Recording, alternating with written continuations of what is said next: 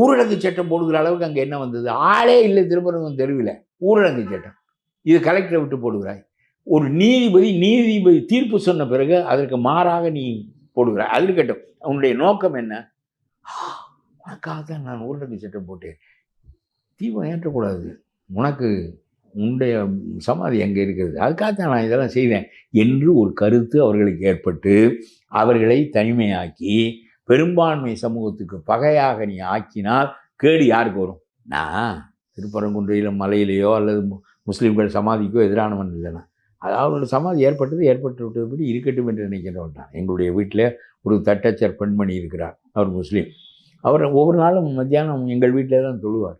அவர் காலையில் வந்தால் சாயங்காலம் தான் போவார். அதனால் மத்தியானம் எங்கள் வீட்டிலே தான் அவர் தொழுவார். அதுக்கு தடுக்கு வைத்திருக்கிறார், அந்த இடத்தை சுத்தம் பண்ணி வைத்திருப்பார். பாங்கு சொன்னவுடன் அவர் தொழுவார். நாங்கள் எல்லாரும் அமைதியாக இருப்போம், சத்தம் போடாமலும் பேசாமலும். அவர் தொழுது விட்டு வரட்டும். இது என்னுடைய வீட்டில் அவர் ஏன் தொழ வேண்டும்? நான் மாற்று மதம் என்று நினைப்பதில்லை. ஒரே கடவுள், அவர் ஒரு பேர் வைத்திருக்கிறார், நான் ஒரு பேர் வைத்திருக்கிறேன். அவருக்கு ஒரு முறை இருக்கிறது, எனக்கு ஒரு முறை இருக்கிறது. எல்லாமே ஒருவன் இயக்குகின்ற உலகம்தான். ஆகவே கடவுள் நம்பிக்கை உடையவன் யாருக்காக அச்சப்படுவான்? தப்பு செய்யாமல் இருப்பதற்கு. ஆகவே எனக்கு கடவுள் நம்பிக்கையற்ற அயோக்கியனை விட அவன் யாருக்கும் கவலைப்பட மாட்டான், பயப்படவும் மாட்டான்.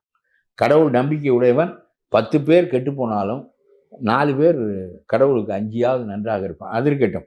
எதற்காக நான் சொல்கிறேன் என்றால், என்னை போல சமயச்சார்பற்ற ஒரு முஸ்லீம் பெண்மணி நம்முடைய வீட்டிலே தொழுதாலும் தவறில்லை என்று நினைக்கின்ற, அதை ஊக்குவிக்கின்ற ஒரு மனிதன் முருகன் கோவிலுக்கு தீபம் ஏற்ற வேண்டியது நியாயம்தான் என்று கருதுகிறேன்.